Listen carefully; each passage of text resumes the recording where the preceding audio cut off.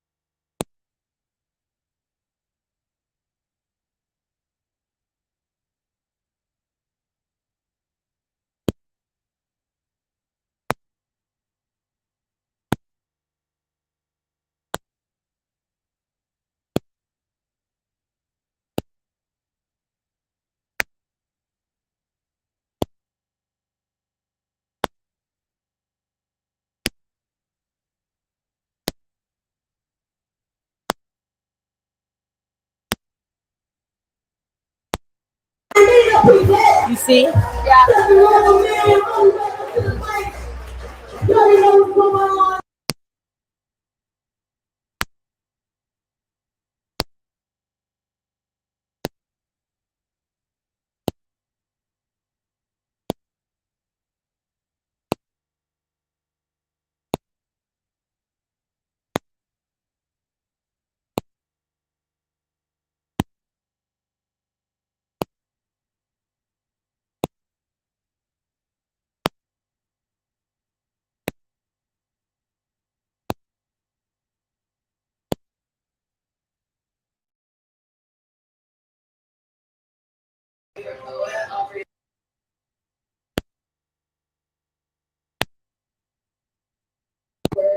I think I found a really good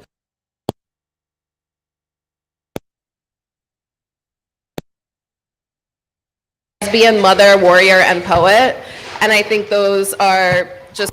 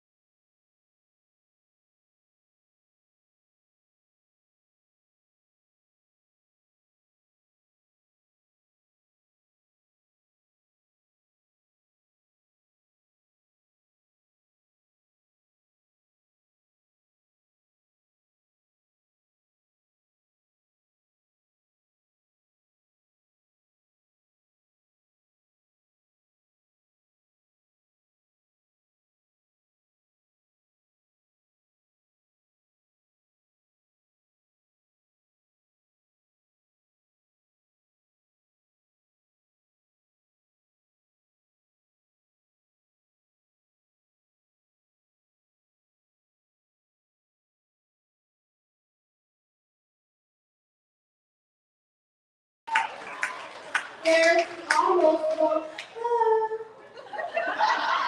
Go right on it, Mom. Right there. The elegant Mom.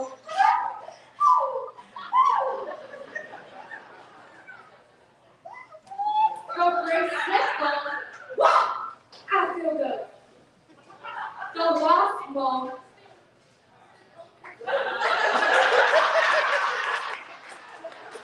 The Jewish Mom. Oy vey. Oy vey.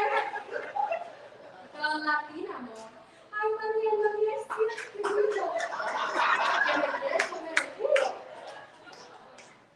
the African American Mom.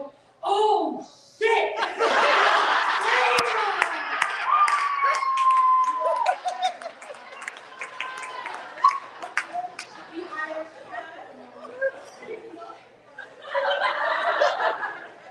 The mountain top Mom. Italy. The baby Mom. The top Mom.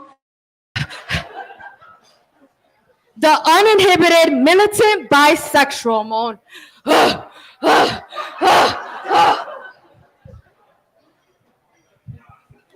Yeah.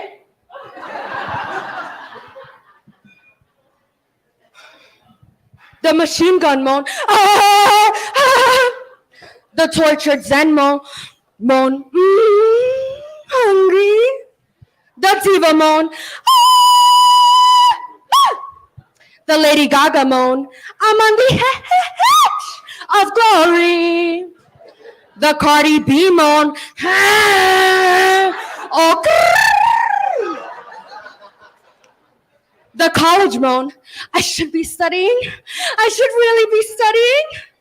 And finally, the surprise triple orgasm moan. So for this one, I want y'all to moan one of the moans that I moan together. One.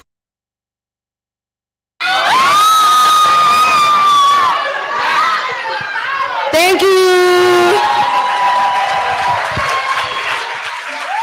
Come on, let's go.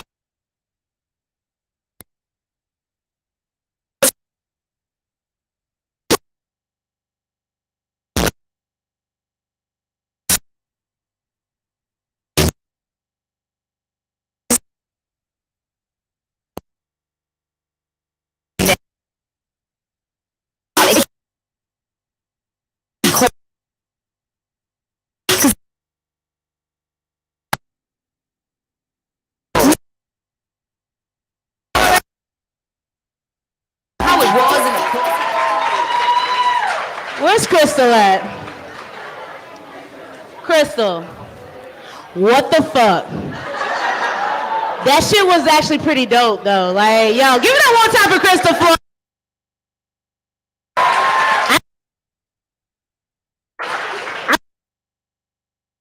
all those moans.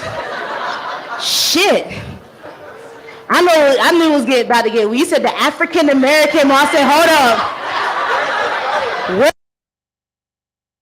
It's like, all right, yeah, you know, it's about right. You know what I'm saying? All right. Y'all. So, word, we're going to get to a couple more open mics, then we're going to get to one of our features. So on deck we have Shakir Hood, but everyone give it up right now for Adrian. Keep those scraps going. They right here.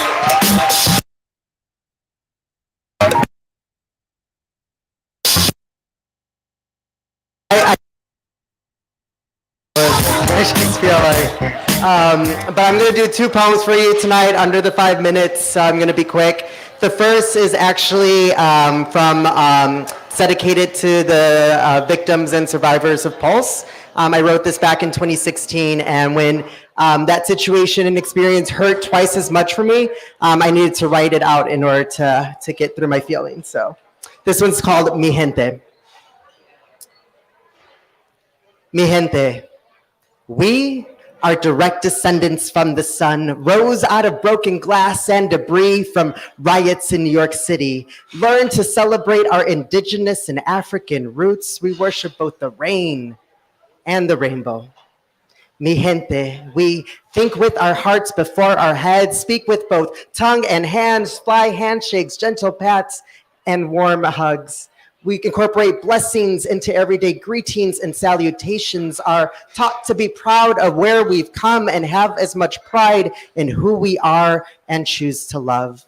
Learn the hustle, raised with strong values that preach that family is everything until family cannot accept the one thing you cannot change, forced to translate and expand its definition. We quickly learn to empathize with strangers, grow to become accustomed to never mention any boyfriends and lovers, attend family functions alone and dodge questions about who we are dating, swear that we'll never forget past pains, swear that we'll never forgive their hard-headedness. Until there are tragic moments like these where we are tested to try pick up the pieces of broken relationships. Remember that nothing in life is fully guaranteed. Learn to call someone and say, I love you. Learn to look yourself in the mirror and say, I love you, and mean it. Mi gente, we find sanctuary on the dance floor, the only place where we feel fully safe and free, where drum beats send our bodies into a trance, causing random strangers to get off their seats and dance. And when this moment comes to an end, we eat our entire wake in pizzas and tacos in order to help recover our strength from this cardio workout. This is a typical ritual celebrated by all gay men who force themselves to starve all day in order to fit into that super tight tank that will only come off when that right song plays, who feel the need to give their audience such a strong performance. So of course, come bar close, bitches are hungry. But sadly, these victims were never given the night to end their night right. They hungered for something else, something more. There was no end of night pictures with new friends, no new numbers exchanged with empty promises to meet it the following day. Instead, their night ended in tears. Blood and bodies covered the dance floor that was once your church. Lovers laid side by side, family members forced to fear the worst as bullets and cell phone rings replaced the drum beats. Dancing gave way to running, and kissing gave way to screaming, and the only flirting that happened that night was with death. You tried taking away my pride and replace it with fear, but you forgot that I rep more than just one flag, all beautiful in color and design. These flags represent my people who came together that night, regardless of religion and creed, and stood together in solidarity. Mi gente, we are no strangers to war, but we are also the real creators of true love. So before your hearts fill up with anger, let's just take another moment and remember Eddie Justice, whose last text was not filled with hate, but rather love for his mother. Mi gente, let's stand together as gente. Thank you.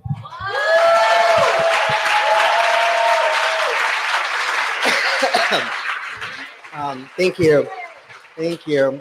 So I'm gonna do a really quick poem. This is brand new shit. Is it new shit? Yeah. So y'all have to be really gentle with it because it's a baby and we're still figuring it out. So if you have feedback, talk to me afterwards. But this is brand new. We're always like not letting young brown and black boys be soft. And it's something that's just such like detrimental to like our growth. And I wrote this song, this poem to kind of talk about that. It's called I Want to Be Soft. So, right? Enjoy your softness. Like, growing up, I would be made fun of for not being like the rest of the boys. There was always a little extra sugar in my tank, a sway in my walk, a high pitch in my speech. I was just way too soft for the streets that I became hard. But now that I'm on a path to healing, I realize that we're just scared of soft boys. So now I want to be soft, like my mattress. The perfect pillow where I lay my head to rest, the down comforter that provides me warmth during cold nights when shivers of the day can't seem to escape, until I wrap myself tightly into bed sheets that always accept me. I want to be soft, like your favorite hoodie that I always steal, that despite the fluffy inside helps block the wind from hitting my chest, protecting me from getting sick and always keeping my head dry during the rain. I want to be soft, like a marshmallow, whose sweetness helps bring back childhood memories of visiting family with backyards where I played with cousins until nightfall, unafraid and free. I want to be soft like my mother's hair, where I found peace brushing away knots as she hummed her favorite songs, neither of us worrying and overthinking if this was an activity that young boys were allowed to do. I want to be soft like our first sofa. Though it was bought secondhand, it came ready to be used and molded to fit our family. It was the relief that we needed from always seeing TV from the floor, arms and legs touching, helping bring us closer together. Softness was always around me, always with me, always in me. And now I'm finally embracing it. Thank you. Thank you.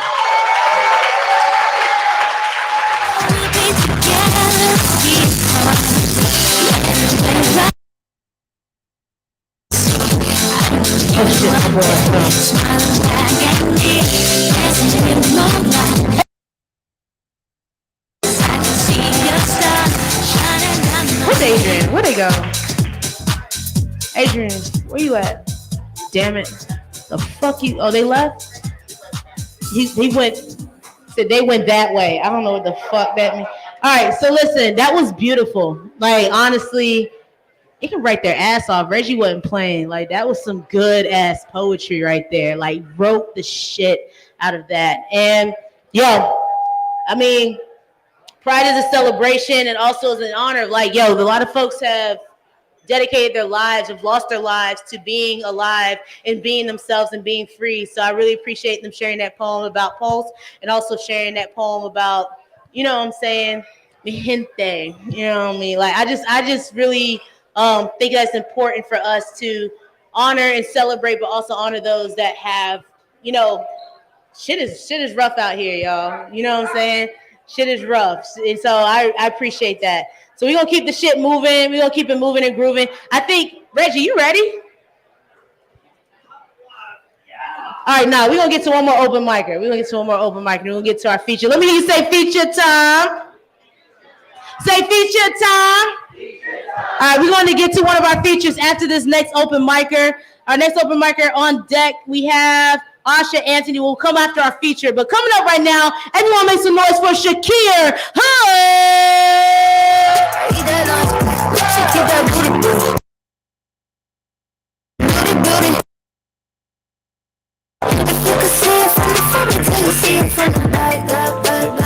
Thank you again, Adrian. That was very beautiful. I don't know where you are. My name's Shakir. I am a Georgetown student. I am a theater maker, performer, and I'm gonna read one of my poems for you guys. This is my first open mic like out in the world. I've only done it like at school and things, so thank you. This poem is called Flowers, and just a little context. I wrote this after I was in a production that used kamishibai. It's like it's a Japanese storytelling form. It's like kind of like a flip book, but it's completely paper. So we took that, adapted it, and used paper for all like the little scenes and stuff. So keep that in mind as you listen. All right. Growing up, I never really enjoyed flowers. I didn't hate them or anything. I just don't think I ever appreciated them. I never picked them from the grass or plucked their petals. I never gifted a rose to a loved one. I never even really liked the smell of them. But this year, I was literally forced to stop and smell the roses. And this is what I learned. For one, you'd be surprised at where a flower can grow. In between the cracks on the street or on the side of volcanoes, there are no limits. And here, in the midst of all the stress and responsibilities and work and anger, we find flowers. We find moments of joy and compassion. We just have to plant the seed. Next, each flower is unique, maybe even as unique as the snowflakes that fall atop their petals. Each stem stretching and twisting in a new way, each petal dramatically draped like no other. These small details differentiate them and us. In this maelstrom of people, we can sometimes get lost, forget what makes us special. And I'm here to remind you that you are, even if the only things that make you special are the details. The way you tie your shoe or sit in your chair, you are unique. Thirdly, all flowers die. It's the inevitable truth. They wilt, the roots dry up, the sun a distant friend, and they die. Isn't that terrible? that a beautiful thing must also die, that death isn't reserved for the ugly or the evil. All things come to an end. Flowers, relationships, heartache, passion, pain, your shift at work, that argument with your mom, the laughter at the end of a joke, this year, this poem. The only flowers that don't die are the paper kind. The only ones that have been folded into themselves, pressed down into the soil, and forced to reveal their beauty. And yes, the simple step of someone's foot can snatch that beauty away in an instant, but the flower doesn't die. The flower's life isn't dependent on its beauty. And with a few careful pulls, maybe some tape or glue, the flower can live again. And with that, its beauty will return. Maybe not now or tomorrow, but eventually.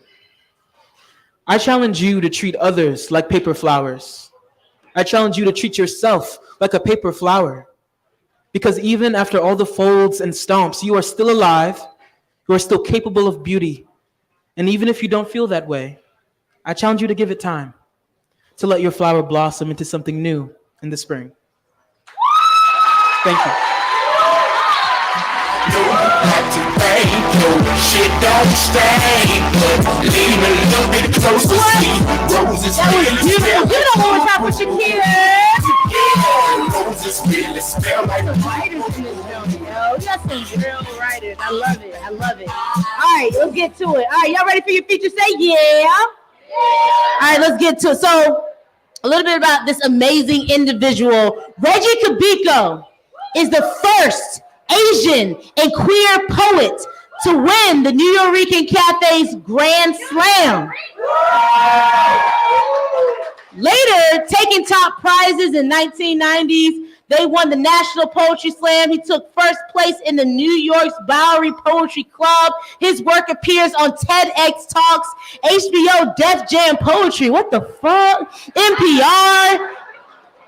His work appears in over 50 anthologies, including the Outlaw Bible of American Poetry and Spoken Word Revolution.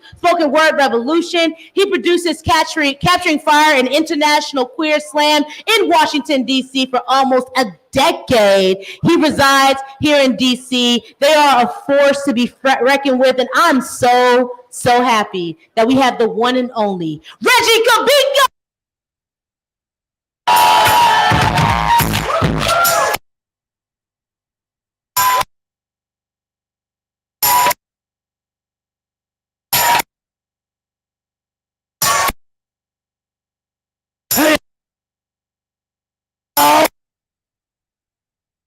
Shout out to Capital Pride. Shout out to Busboys. Let's give a big warm round of applause for the audience that's in the Pearl Bailey room watching us. It's all steamy and sexy over there. I think there's some making out there. By the way, if you're queer, make some noise. If you want to make out with someone queer, make some noise. All right, see me after the show. Trinity's got a sign-up sheet. Seriously, I live on top of a Trader Joe's, so, you know, if you come over to my place and we make out, we can go get a snack downstairs. As long as you do it before 9 o'clock. So, this is called a queerification. Queer me, shift me, transgress me, tell my students I'm gay, tell Chick-fil-A I'm queer. Tell the New York Times I'm straight. Tell the mailman I'm a lesbian. Tell American Airlines I don't know what my gender is. Like me, liking you. I just like you, like summer blockbuster armrest dates. Armrest cinematic love, elbow to forearm in the dark. Humor me queerly. Fill me with laughter. Make me high with queer gas. Decompress me from centuries of Spanish Inquisition and self-righteous judgment, like the blood, my blood, that has mixed with the colonizer and the colonized, in the extinct and instinct to love. Bust memories of water and heat and hot and breath, beating skin on skin, fluttering, bruise me into vapors, bleed me into air, fly me into sub-Saharan Africa and Asia and Antarctica. Explode me from the closet of my fears, graffiti me out of doubt, bend me like bamboo, propose to me, divorce me, divide me into your spirit, and shadow me with fluttering tongues and caresses beyond head, heart, chakras, fist smashing djembes between my hesitations. Haiku me into 17 bursts of blossoms and cold sake. Declothe me, burn me on a brazier, wearing a brazier and braggadocio soprano bass. Magnificat me in vespers of hallelujah and amen. Libate me in halos, heal me in halls of femi troubadours, announcing my HIV status or your status, because I am not afraid to love you. Implant dialects as if they were dialects in my ear. Medicate me with a lick and a like. I am not afraid to love you. So demand me, reclaim me, queerify me.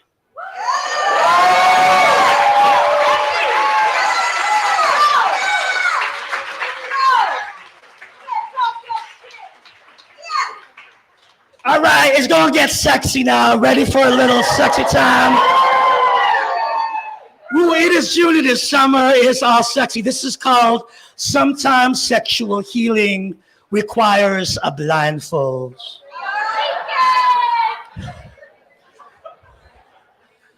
You're like a little dragon fruit. You're a comet of powdered cardamom. Your puckered lips are lassies. One of my words about you. Smoothie, I whisper smoothly. You smoothie, you thick pie meringue man, you. And then alone with Chromebook over my chest, I type these keys and letters, brushing you in the Google Docs, going gaga, wagging, lagging against sleep in the nightlight like a hot lighthouse. Light me up, martini with your electrolyte juice.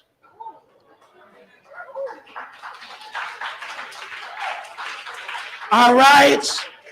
These next poems are from my first book that's coming out later this fall. Yes, it took me 3 decades to get a book out. But it also took me 3 decades to find a boyfriend. So, you know, it just took a pandemic for me to get over myself. And can we just celebrate that we are alive and here? All right, so these poems are dreams in 4 sentences. And I just give you the topic of the dream, and I give you the dream in a few sentences. This is called Tooth Fairy. The Tooth Fairy is wearing a bomber jacket and jeans.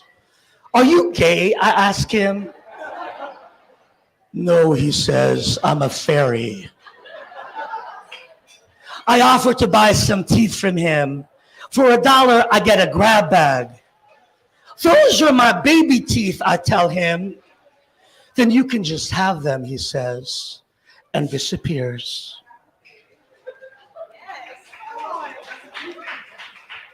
Croissants.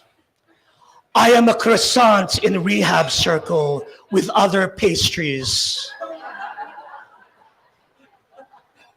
The blueberry muffin discloses their toasted lifestyle. I get triggered by the donut exposing its jelly filling. I have a crush on a churro. Last night, we knocked ourselves into a singular Cinnabon, rolling around in butter.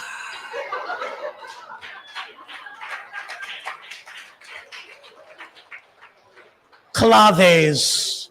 We are sexier than cowbells, yelled the rhythm sticks. I love the percussion beauty of bundled twigs that take pride in their beats. Walt Whitman spitting chia seeds on the grass says, this is so fucking DC. Langston Hughes. Blue stars burst in my pants. I tell the poet that his poems have a fierce swing. And you make me explode, says the poet with a wink, flashing eyes that are bright and gay. I wink back. We survived the dream deferred. A chorus line of dancing raisins sing, we are the dream. All right, and I got one last poem for you. By the way, can we give it up for all the phenomenal poets who have blessed this stage? The best open mic ever. So this last poem is called The Poem That Ends With Too Many Dicks and a Ball. When I thought I'd given up writing about dick for Lent. Trigger warning, there's some penis here. My head against the proteas, my eyes to the horizon, my teeth to the hot air balloon, my elbows to the Teslas, my cheekbones to the bird bath, my lungs to the centaurs, my fingers to the ladybugs, my saliva to the Big Dipper, my nipple to the guitar strings that strum arpeggios to fire alarms, my torso to Michelangelo's David, my poetry to Technicolor speakeasies, my vocal warblings to the Buddhist monks, my veins to strung popcorn, my foot to the mistletoe, my hair to the Grand Canyon, my cartwheel to the pyramids, my stomach to the Orthrus, my penis to the Supreme Court, my super penis to Thanatos, my poetic penis to sonatas, my penis in another life to ISIS, my penis as it stands to Florida,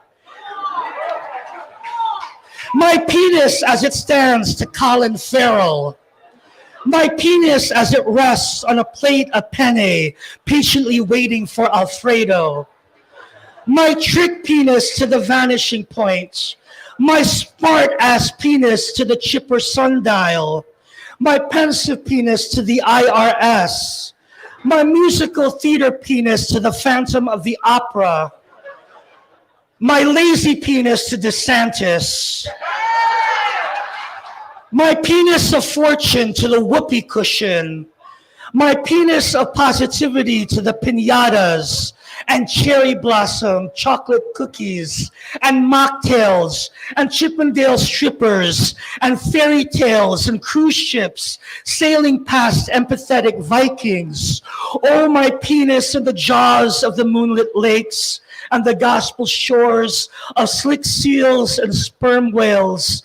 Let us drive our Trojan horses through the artificial intelligence of our demise before the genetically engineered woolly mammoth meatballs makes it on the McDonald's dollar menu. Happy Pride, y'all!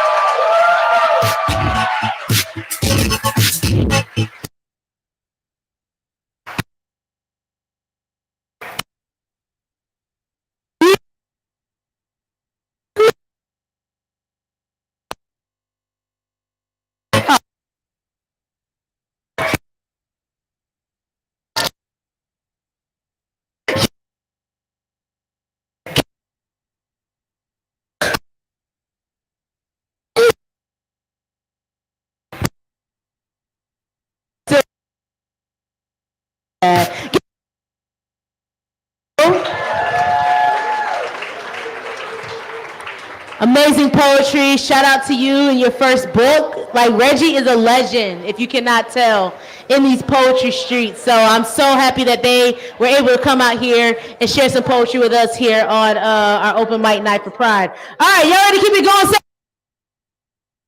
Right right, so on deck we have H.L. Sutler. But coming up right now, everyone, please make some noise for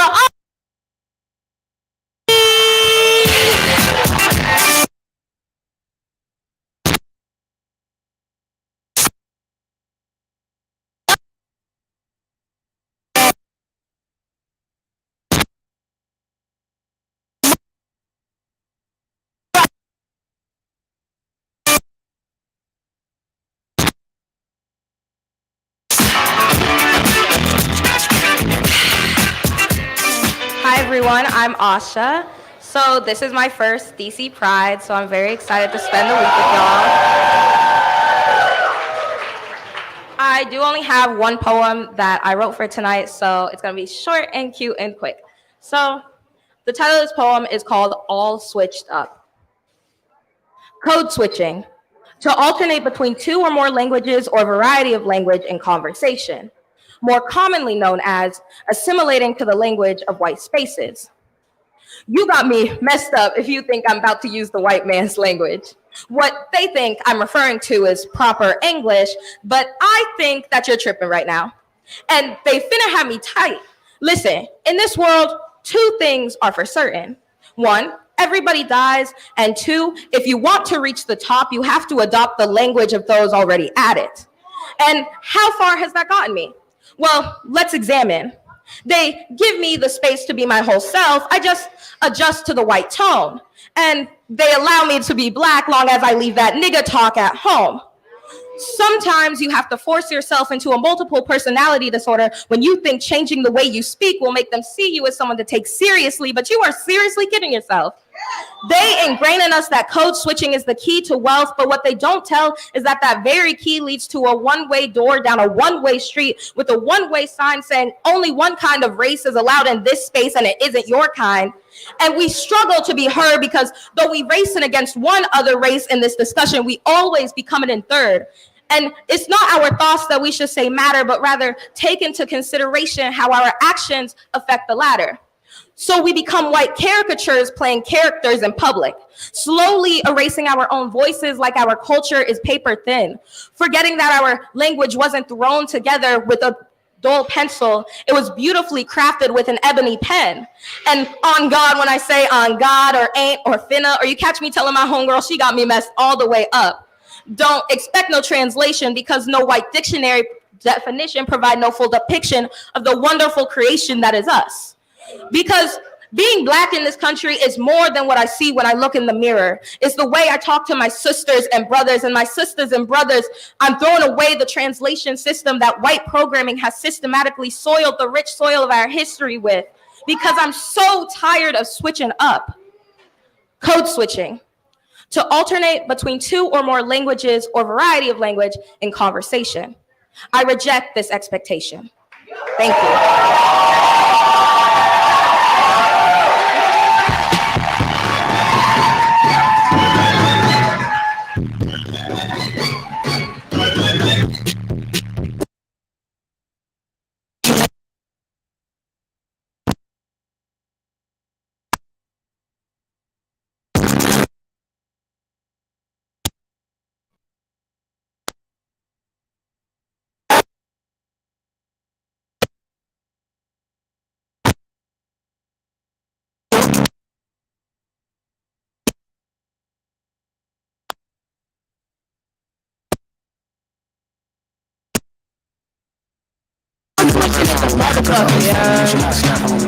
I feel like I'm an expert at that shit, young. Like for real. And that shit's tiring. So I feel you. I empathize. We here. You know what I'm saying? So I appreciate you coming up here sharing your truth. Let's give it up one time for Asha, y'all. Good job, good job, good job. Say, oh yeah. All right, word. So we're going to keep it moving and grooving. So on deck, we have Emily Hemlinger. But coming up right now, oh wait, actually, I'm so sorry. We're going to have a quick commercial break, a quick announcement from somebody from Capital Pride is going to come up here and talk with y'all a quick moment. I need everyone to please make some noise from Capital Pride Alliance for Natalie.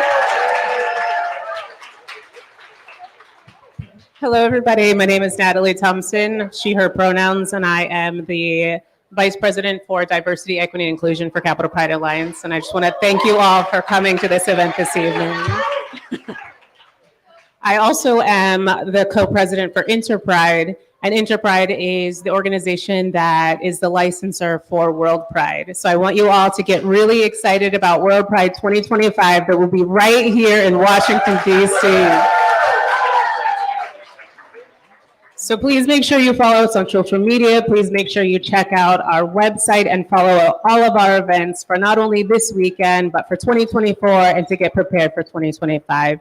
Thank you all so much for being here this evening. We do this for community. We love community, and we're just so excited to see all of your faces this evening. Thank you so much for being here. And of course, I'm vertically challenged. Thank you. So, and of course, I'm still selling tickets. All right, I'm still selling tickets. You know, so I'm selling tickets. One for $5, and then five for $20, and it's for the VIP. 2 tickets to the VIP concert, $500 value, by the way, on Sunday. And the lineup. Let me see the lineup again, because I messed that up last time. Hold on. Of course, I gotta look it up again. We have Adina Menzel. You what? Adina Menzel. I don't have Adina Menzel. And then Shawnee's, which I'm so excited for. Yes, and Kaylee, yes. DJ, I had it up here and it went away. Okay, if you want to know the lineup, please come see us at the table outside. Yes. Thank you so much. I am so sorry. I just had it up. Thank you, guys. Y'all give it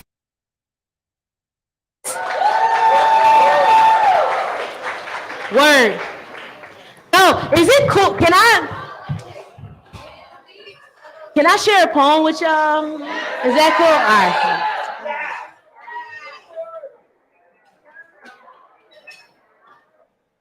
All right. Word. So this poem. All right. How many people have ever been in Girl Scouts? All right, 1.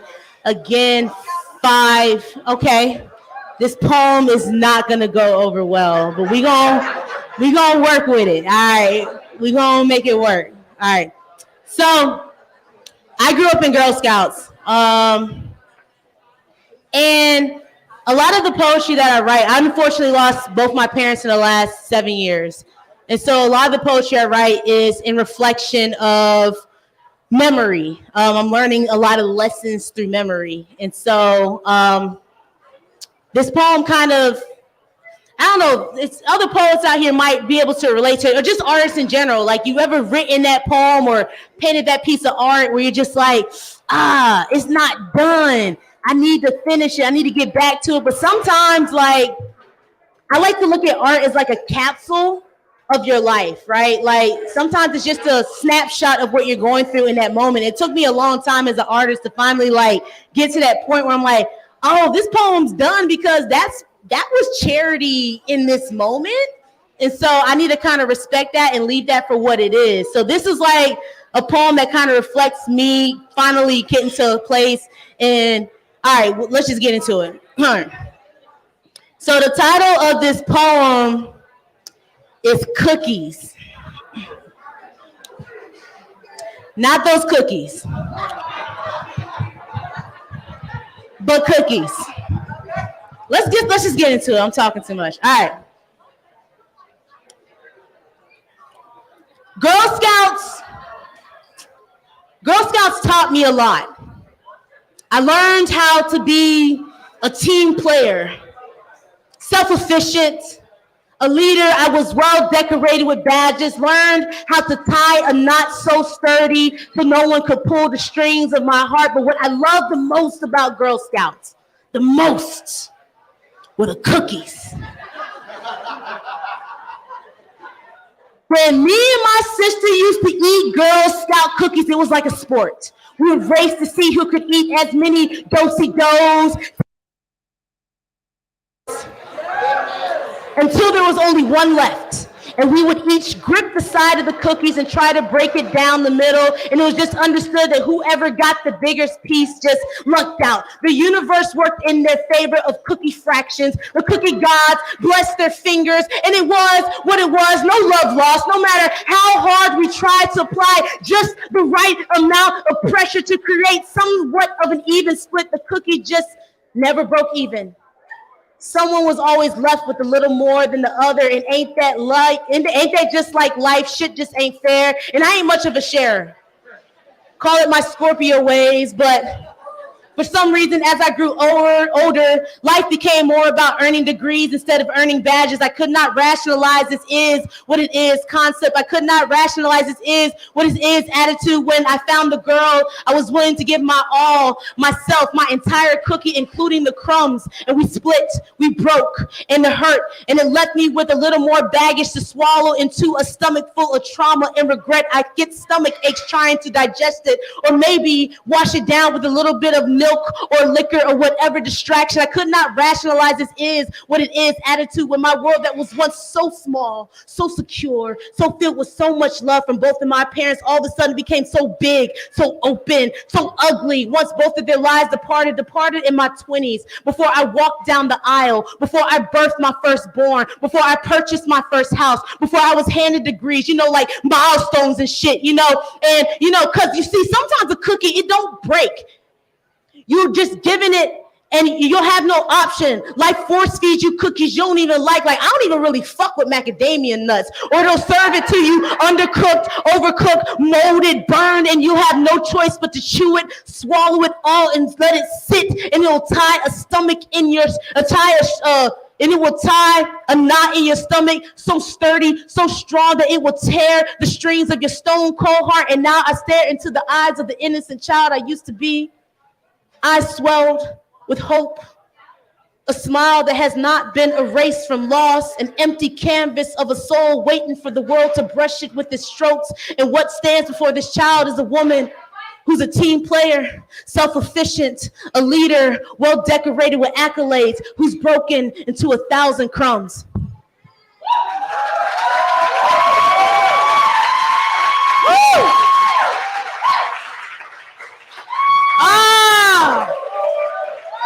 Yeah. So I was like, damn, I'm broken in 1,000 crumbs. How I turn this shit around? So finally I got to a point, I'm like, that's the poem. That was me. And it's as an artist, and I feel like whatever art form you can like relate to, it's important to like have those snapshots. Sometimes when you're looking back, you're like, dang, what's the bright ending? Sometimes that's the ending. I'm giving you permission to understand. Sometimes that is the ending, because that is that snapshot of what you were going through in that time. So that poem was like really a piece of me that I can look back now and be like, damn, I was fucked up. But like, shit, I ain't where I was, but I'm damn sure where I used to be. You know what I'm saying? So like, it's real. So shout out to all artists that can like, I hope that is something that y'all can take away with you. Where is my list? All right, hold on 1 second, y'all. All right, word, let's keep it moving. So on deck, we have Emily Hemlinger. But coming up right now, I need everyone to please make some noise for H.L. Sutler.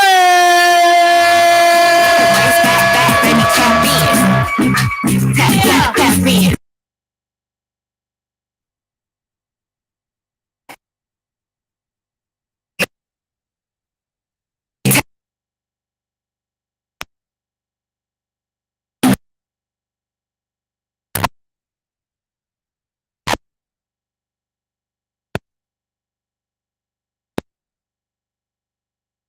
I work for the federal government by day. They don't want to see that.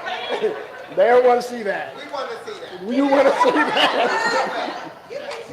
You can show us. All right. So I have a couple of things I want to say, like really, really, really quick. One thing, I am not a poet at all. Why is it that every woman feels the need to put a microphone in front of my face like I don't know how to hold onto a microphone? So I am not a poet. I am a writer, a novelist. That's what I am. That's number one. Number two, I just had a reading with Reggie, not last week on Thursday. We were in Gaithersburg reading poetry, and that was fantastic. Number 3, it is so amazing to be here with all of you writers. There are so many talented writers in DC. I did not know this, but thank you guys.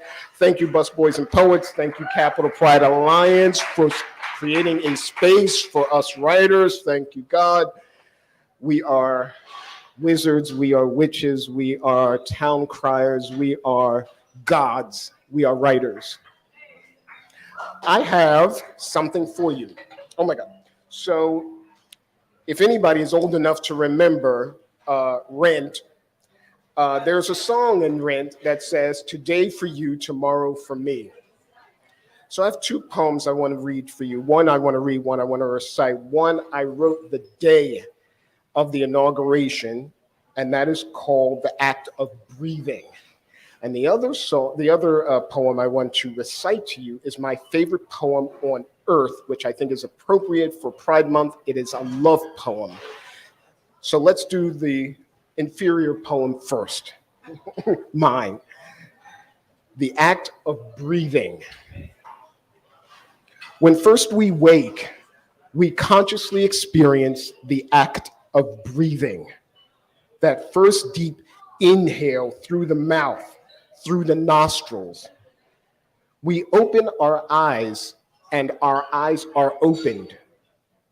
When we inhale, we breathe in everything that has come before. Last night, yesterday, the day before, last week, last month, last year, decades and centuries ago. Our youth, our childhood. When we inhale, we breathe in everything that has come before. Fill our lungs with it, and also our memory. Words of our mother and father, words of our grandparents, words of lovers and teachers and friends, words of enemies and rivals and sages and mentors. Don't touch that fire. Look before you leap. Obey your mother and father. The price of love is steep. Stand up straighter. Stand your ground. Love your neighbor. All things come around. When we inhale, we breathe in everything that has come before. Smells, tastes, feelings, sounds. Also, past lives and history. Also, the sins of our fathers, our founding fathers. Liberty, rights, evolution, framework, but also enslavement, suppression, division, appropriation. When we inhale, we breathe in everything that has come before. But for the African American, any breath could be our last. And so we breathe in to remember, to recall, to honor, to summon the strength, patience, and determination, and imbue the spirits of our ancestors who likely paid a greater price for their lives than we could ever imagine. And we breathe out to release our pain, to clear our minds, to push forward, to calm down. The act of breathing is a skill for some more than others. The catch is not to hold your breath, living neither here nor there, trapped in time, but to put both feet on the floor, to exhale. And with one big push, stand tall and move on with your day. With one big push, stand tall and move forward toward your waiting, bright future. This is the act of breathing.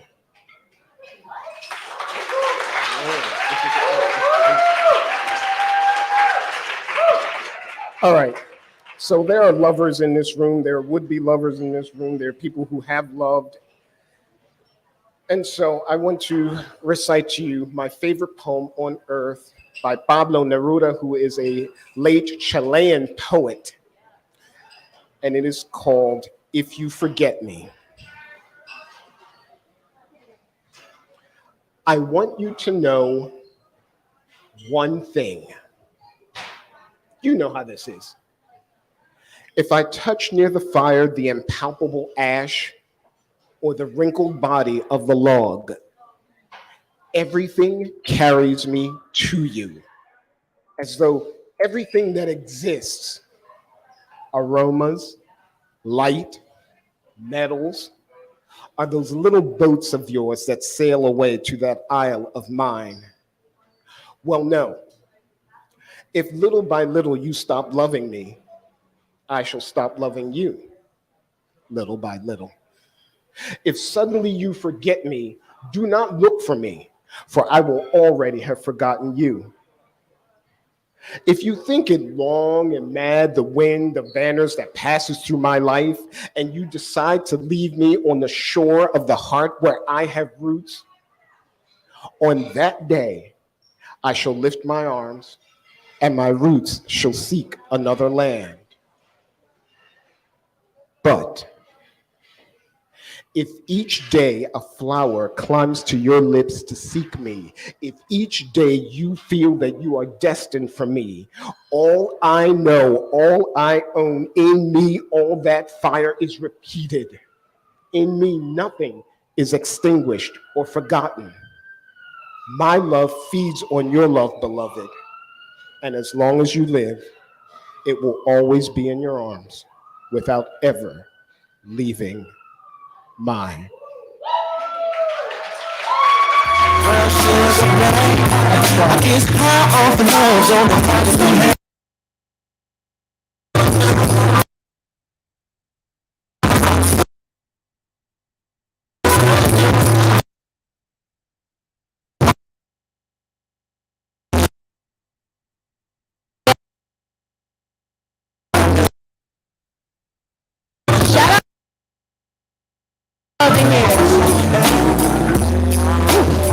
Right.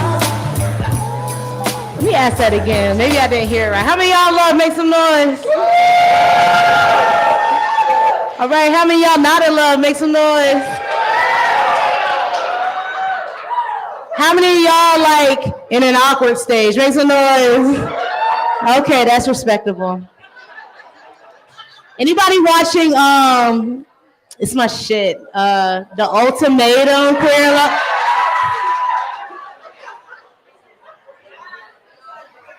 That shit, y'all thank me later. If you have not watched Ultimatum, like the straight version, that's trash compared to the queer. Like this joint is lit. And let me tell you something, Mal is fine. And I need them to understand Mal is fine. But I don't know why they don't. All right, no more. I ain't trying to like spoil it. You know what I'm saying? Check it out. Ultimate, they lit, you know. Mal, like, all right. Check it out. Ultimatum, Queer Love. It's kind of like probably one of my favorite reality queer shows on Netflix. Thank me later. All right. But shout out to Queer Love. It's lit. Let's keep it moving. All right, on deck on deck we have our drag king performer coming up. It's going down. Get your cash out, get them dollars out, respectfully. But we gonna have them coming up next after our person that's about to come to stage right now. So coming up right now, I need everyone to please make some noise for Emily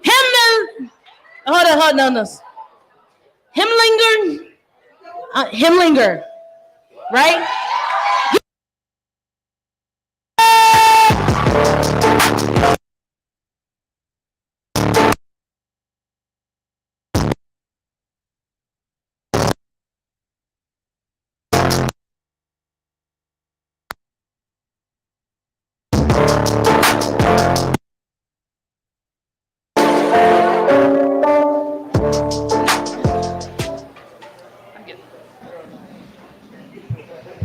Hello. My name is Emily. I use they, she pronouns, and I'm also a student. I go to UVA, so this is my first big kid poetry reading. And I'm going to start off with the poem, If Sappho Knew of Lilacs, They Would Triumph Any Rose.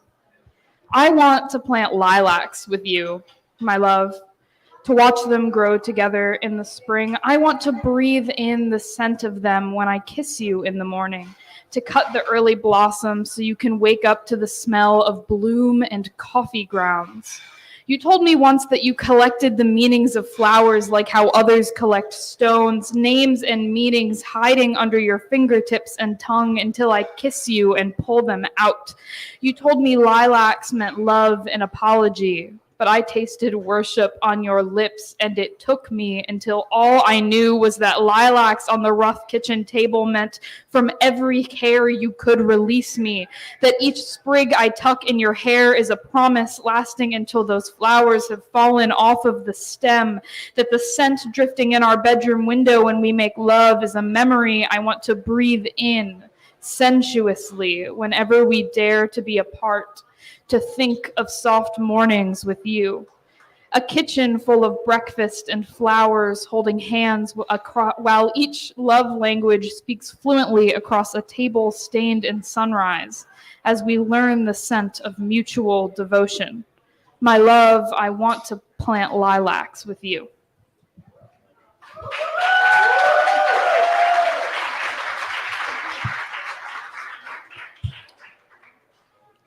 I've got one more that's a little longer. It's called When Food Rots in the Fairy Realm. I came over too early and saw a blue house made pale by the never-ending summer sun to play a game, maybe two, but not much more before we met. You looked at me and I felt new. You were new, smiling at that hardwood table that creaked and groaned under an embrace of kisses, bated breath in early mornings until we sprung apart for a repository of all too public hours. The room where we sat was painted moss green. Its cheeriness bounced our laughter well, eyes touching over the table, as much of a scandal as the way you had just touched me. Your room was blue and just the right size. It held itself close like it was afraid to be a blank portrait. The empty shell where you set my rainbow flags and made yourself. Crafted a form made of meadow flowers, green speckled eyes accented by a newly born smile. Braiding hair, pinning forms, you danced in bluegrass, lying adrift in feminine ecstasy.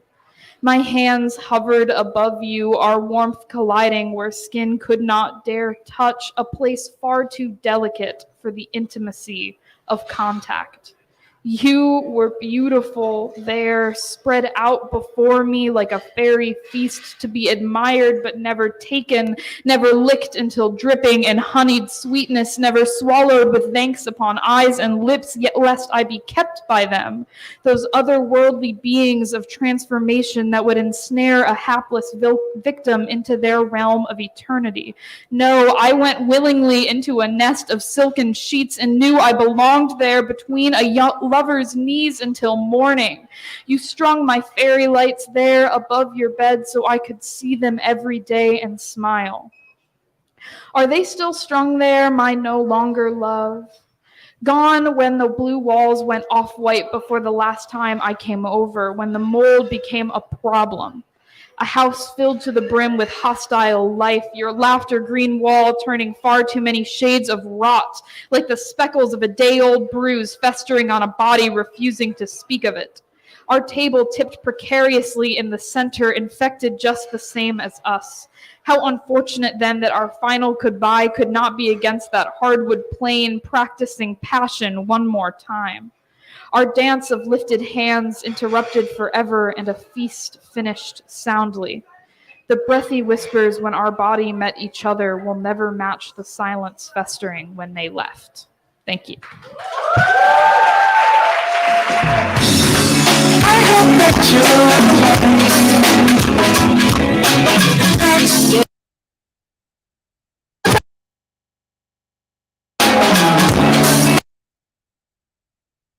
first time getting on the open mic, having the courage to say, share their poetry, their art with you, like this is really, really dope. So one more time for Emily, y'all. Clap it up.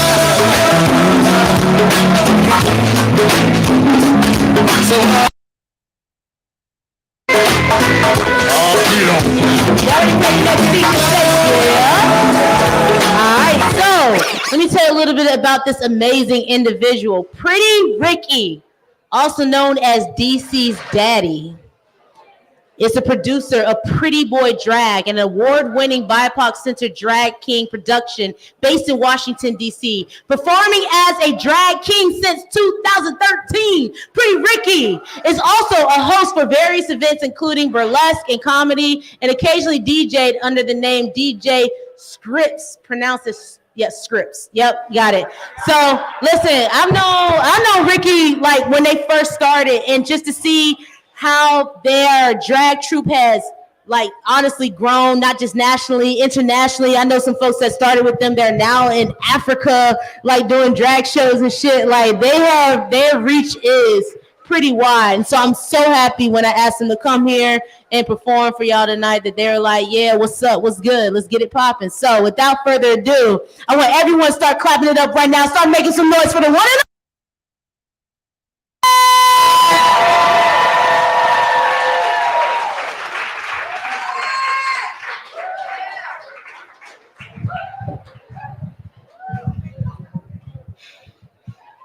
Ursha, baby.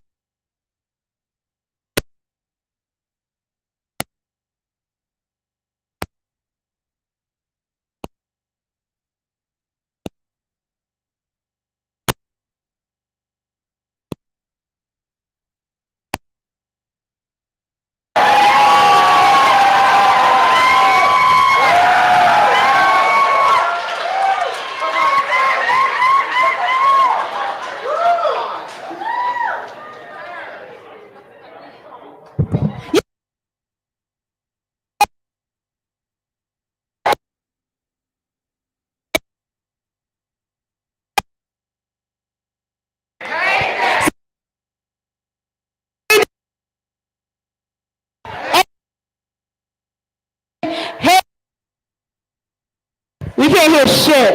It's okay. We know you said it. Shit.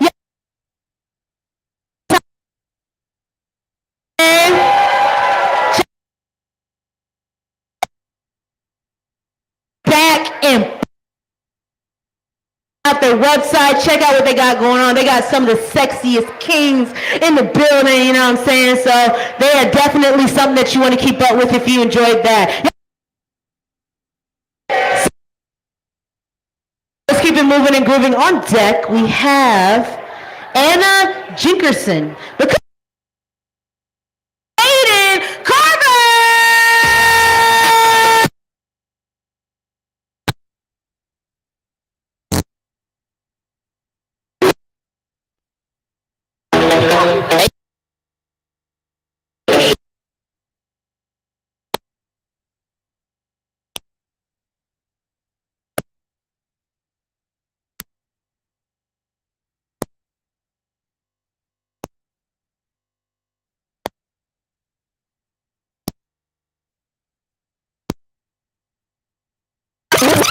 Sorry guys, I'm really shy. I'm a little nervous. My name is Kaden. I'm a baby poet. I just started writing poetry in March, so go easy on me. Poetry to me is therapy. It's a way to talk to myself. It's a way to actualize the words that are going on in my head that don't feel real, but I want them to. So I have 3 very short poems that I'm gonna read to you, and I hope that maybe you'll get to understand a little bit more about me and a little bit more about yourself. You will! The first one's called The Me Inside of Me. The experience of a boy, yet not a man, a girl, yet not a woman, a being just trying to understand their own plan, yet not a fan. Who am I supposed to be? Yearning for something whole, something free. In the fusion, I find power, finding the will to no longer cower, the energy of the spirit channeled through body and mind. Yet the borders remain undefined, a formless figure waiting to be refined, to shine a light pure and divine. In the moments she breaks free, he ceases to be. New lanes I travel, chasing the me that continues to flee. How can I see she or he somewhere between A and Z? Inching closer, my heart aflutter, yet still I question the right direction. Thoughts ablaze, eyes forced to shudder, greeting an old friend, stranger to this dimension. The feeling foreign but freeing, the change righteous yet seething. She seeps into he, breathes life into me. The balance I wish to achieve, only in dreams I am able to perceive. Regardless, onward they march to find the home within my heart.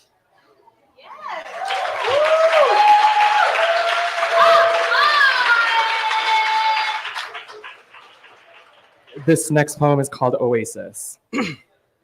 In the desert, I have found an oasis. Someplace welcoming, refuge from this malignant storm gradually stealing my form. Here I will build my home on foundations solid, much stronger than stone. I infuse my life into every bone so that I can be shown the magnitude of my ability to overcome my own fragility. I carry the responsibility to nurture my every possibility, releasing my versatility from its previous fate of invisibility. In my palace, I am capable of anything. No hassles, just time to do everything. I stopped before I could achieve because I did not believe I was worthy to receive the crops from the seeds only I can grow. But now I know, in order to grow, I must water my field with love and intention, that refusing these duties is mere abstention from my destined journey that requires intense attention. Finally, I see the path to peace, no longer living in a dream and a body I used to only lease. In this castle I built of my own accord, at long last, I can afford to own my whole self. No more waiting on the shelf. Time to display me as the masterpiece I've always wanted to be.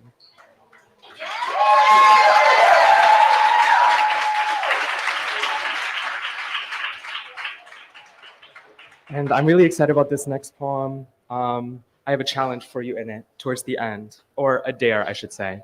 It's called Dare To. Inside of me, I have everything I need. My inner expanse is limitless, filled with infinite wonder, nothing frivolous. When craving something more, my mind is robbed and sore. Pulled from this moment, I forget what I own, majestic might to celebrate all I have grown. I hope to train my ability to seek my inner tranquility, to meter my flame without shame, and to have no one else to blame. This is my game. I make the rules. I no longer hear the opinions and follies of fools who can't understand my light, magnanimous and bright. It's in all of us, this seed of power. Our actions determine how we flower. In a world filled with toxins, refuse to be boxed in. Dare to grow past all conceivable limits. Dare to commit. Fuck the system and its traditions. I am special edition. Yes, we're chained to reality, but our spirits run free only if we let them. Dare to see, really see the you that you've always wanted to be. They're with you at every moment, even when you're lost and discontent. You are the light at the end of the tunnel. Never forget. Live with conviction despite the friction, because at the end of the day, all of this is mere fiction.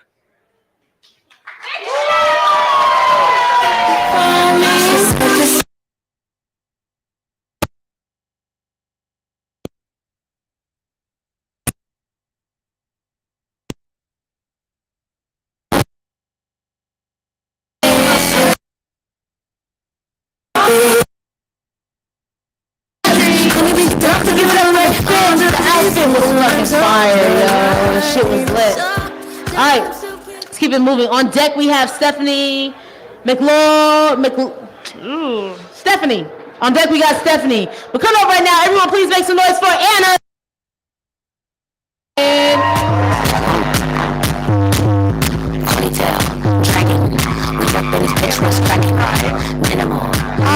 Before I start, and I'm getting used to this microphone, can I just have a fangirl moment and welcome and say that Andy Shalal is here, the owner of Busboys and Poets. And and thank you for creating a space for all of us to exist and be ourselves. I think that there are places in the country tonight where prides are happening where they're not so lucky. So just take a moment and support those local LGBTQ organizations if you can. So back to reading. This is my very first time sharing as well. But I think I'm in pretty good company. So I'm going to go ahead and start in. Recently had a birthday, ending with a zero, maybe with. And so, was thinking about I just wrote this piece. It's called Time and Place. And do you ever just kind of wonder, I guess back in the 1990s, early 2000s, growing up in Missouri, it wasn't easy to be out in high school. And I don't know if any of you ever kind of look back and wonder about that friend that you spent a lot of time with. Here we go. This is called Time and Place. Time is never time at all. It's 6:30 in DC and 5:30 in Missouri. I think you are probably making dinner. One kid likes peppers, the other doesn't. As a tween mom, this is your routine. They finish and you hand them a popsicle. Off they go to their rooms, an hour for algebra for kid 1 and memorizing the solar system for kid 2. Orange dreamsicle for you as you load the dishwasher, leaving out a plate for your partner who's still working in his office down the hall, wrapping up a long day of calls. Do you ever just pause and wonder if I'm in my kitchen throwing something together? Do I grab an ice cube for my glass and reach for that bottle that has a design on it that reminds me of a drive we took when we were 16 in my dad's pickup truck? Through the Missouri sun-kissed green fields where the bachelor buttons were tall and blue and white and pink and purple. Do I slowly pour the bourbon until it hugs the ice and settles until it touches my lips and goes to my head before I slowly swallow? Using my tongue, I lick my lips and take a breath in, shaking off the day that's just about over as I load my dishwasher. In reality, I will sit down and sit through the dating apps. I will swipe right on someone who happens to look like you. Her nose ring perfectly placed, her soft smile, familiar eyes, flowing brown hair, that 80s rock t-shirt with the sleeves rolled, arm tattoo, peeking out of that linen that clings to her breasts.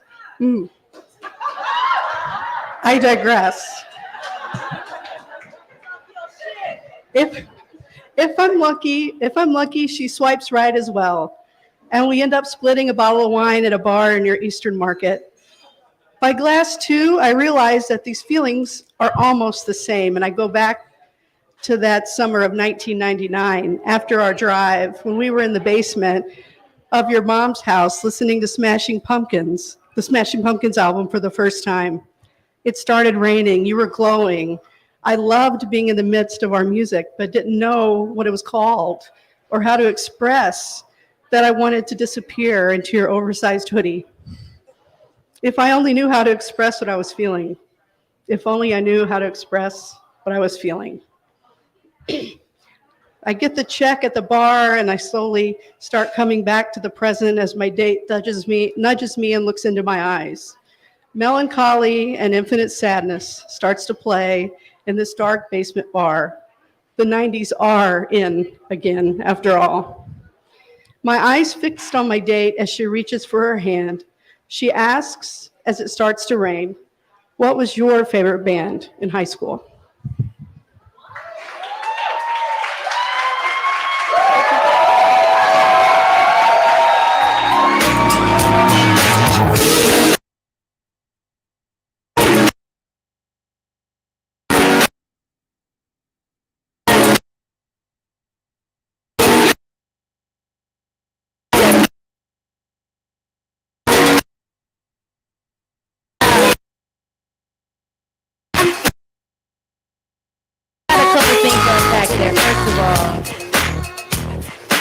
You know, people be like, oh, I've never done poetry before. It's my first time. And then come and smash that shit.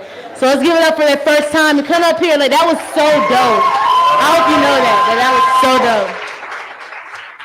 And then I love art that takes you on a journey and you can see it as they're going through it. Like, I'm in that 90s vibe with you. I'm with the Smashing Pumpkins. Like, I'm with you. Like, but that has a lot to do with your writing and your delivery. That was so good. Like, y'all fuck with that. Like, that shit was fire, right? What the hell? Whew. Yeah, it's storytelling like shit. And then, okay, happy birthday. You know what I'm saying? Happy birthday. What sign is this? What we in? Gemini. Oh, hell no. All right. Anyways, never mind. Happy birthday. All right. I don't know which one of you showed up tonight, but like, whoever it was killed it. Like, tell them they did a good job. Anywho, can I do another poem for y'all? Is that cool? All right.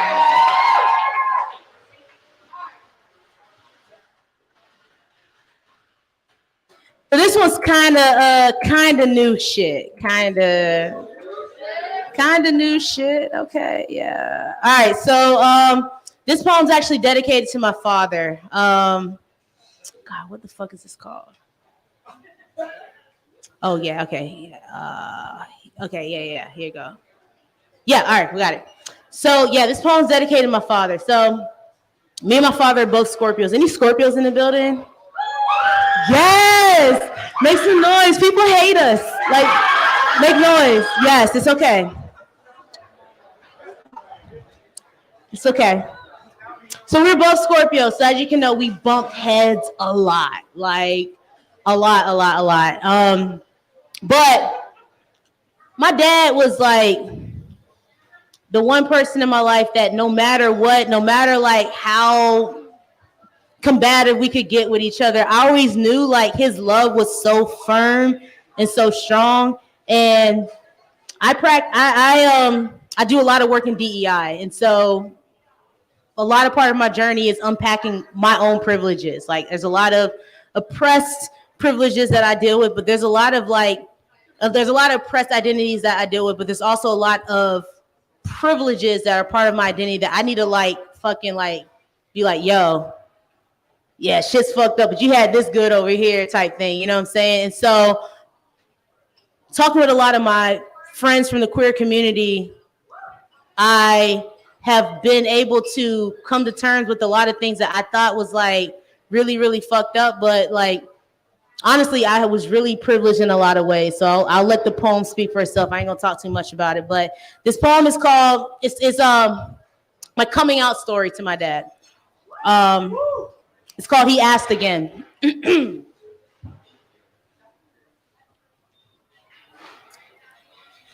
He asked again.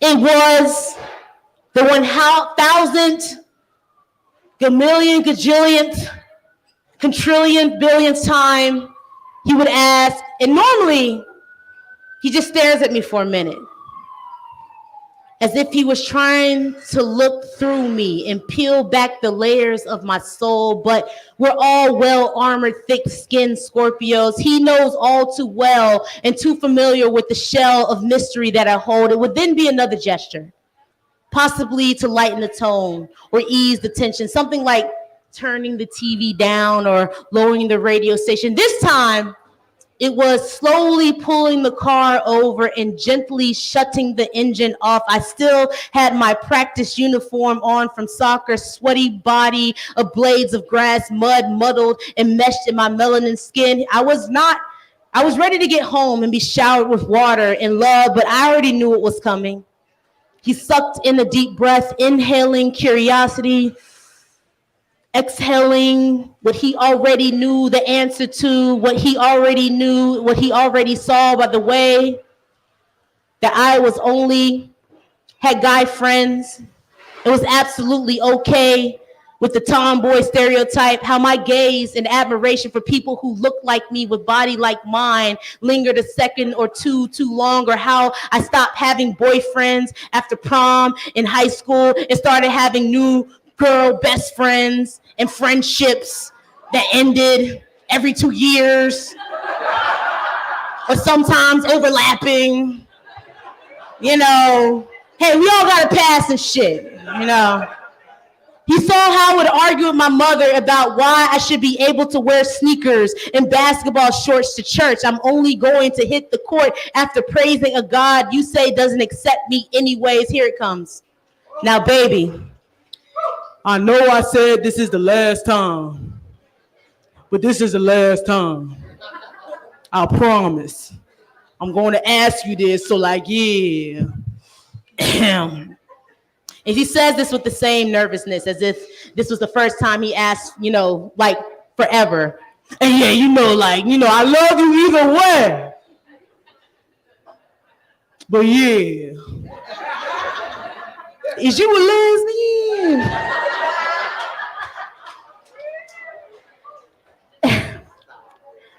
Normally, I would respond and say, now, Pops, you know, if I were to ever to be gay, you would be the first to know, but something felt different this time.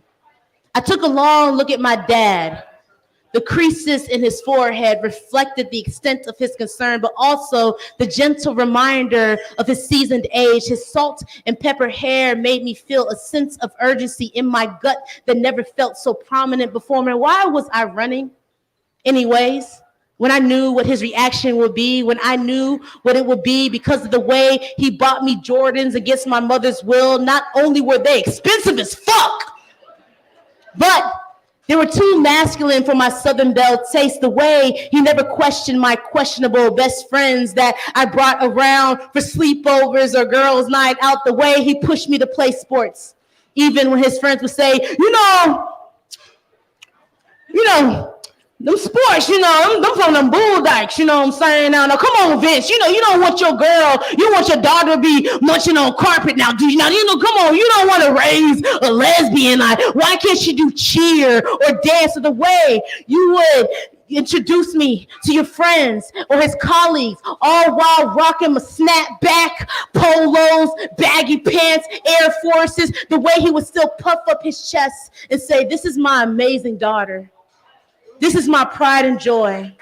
Like nothing was wrong with me, and the only thing was actually wrong was the world around us. Why was I waiting? When I already knew. When I know that there are people out there who don't know what their loved ones how they would react, or don't know, but do know, but refrain from hearing the answer because the silence is less painful. It's not worth the headache or the hurt. Was I scared to be completely open? Naked? To bask in my truth? To be honest, I really don't know. But what I do know, as I observe my father's eyes, they're desperately searching for understanding and connection. They just want to be let in.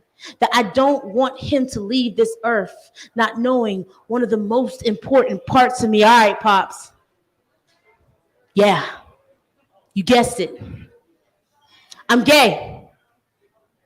He smiles. I spot a tear traveling down over the hills of his wrinkles, over the hills of what we just traveled together. He chuckles and says, "Okay, cool." Starts the engine, begins to drive us home. He says to me, "I'm just really glad you finally told me."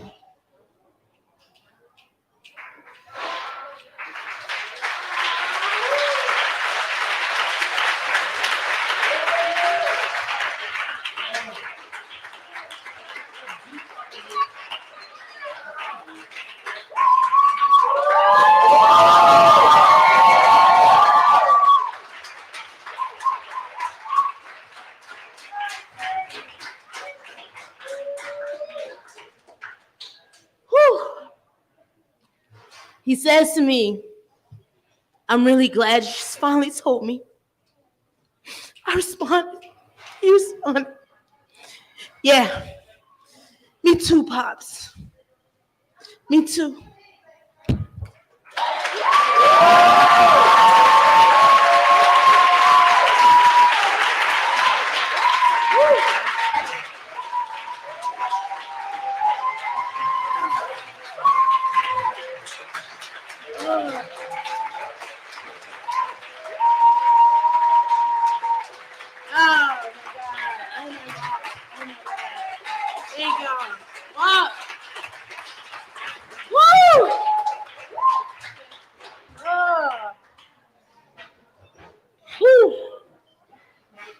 Everybody take a deep breath in. Release. Deep breath in. Release. Oh, shit. That fucked me up, y'all. Oh, fuck. R.I.P. Pops. Oh, I appreciate that, y'all. I've done that poem 1,000 times, but I feel the energy in this space, young. Like, I really do. Oh. All right, let's keep it moving and grooving.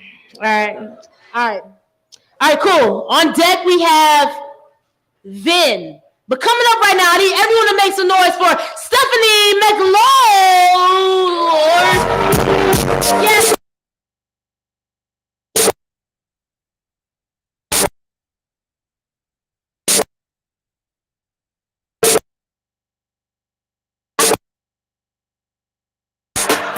I was looking with conviction too, like, damn, that's Steph. And it's not. It was, yes, Stephanie.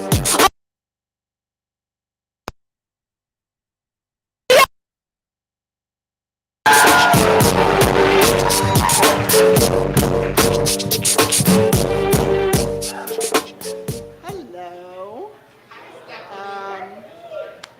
I am just a journaler, and during COVID, I kind of did a lot of walking, a lot of lot of stuff in my head and I put on my phone.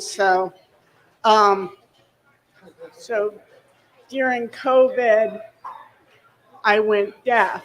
So the first poem is about that journey, and then the next two will be a little bit happier. So.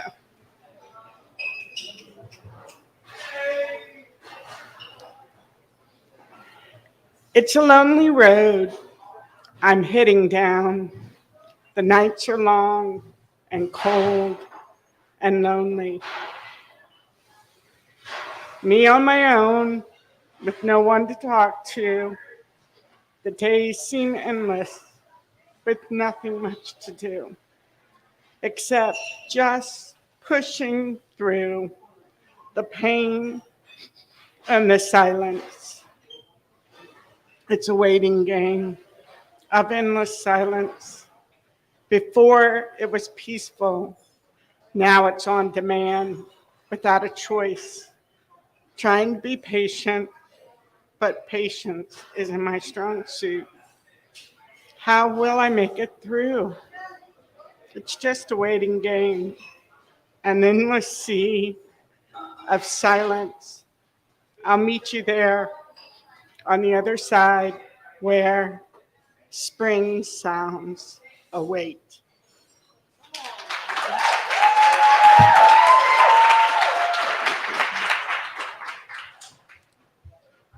So the glorious thing about my soul, my body in this lifetime is that it feels love, sadness, melancholy, ecstasy, passion, deeply, letting them flow through like a tidal wave, an avalanche of feeling. So glorious, a sensory experience. Yes, sometimes an overload, it's momentarily, it encompasses. But I would so rather be this way than unfeeling. Those that hold themselves in check, hold those feelings in, never truly meet their true self, accepting themselves, embracing themselves and life and love, taking in all the splendor of the world around them, the birds, the squirrels, daily activities, the trees, majesty, floating, soaking in water, lovemaking, sensual, sexual, orgasm, climax, laughter, tears, sobs that rack the body, release, music, dancing, hooping, hugs, bare feet on the ground, in the grass, in the sand, in the water, laying on your back, looking at the stars, the moon, watching the sunrise, the sunset, feeling the natural rhythm of your body, Mother Earth, feeling connected to other souls, the world, the universe, the feeling of infinite possibilities, embracing the journey into the wild unknown.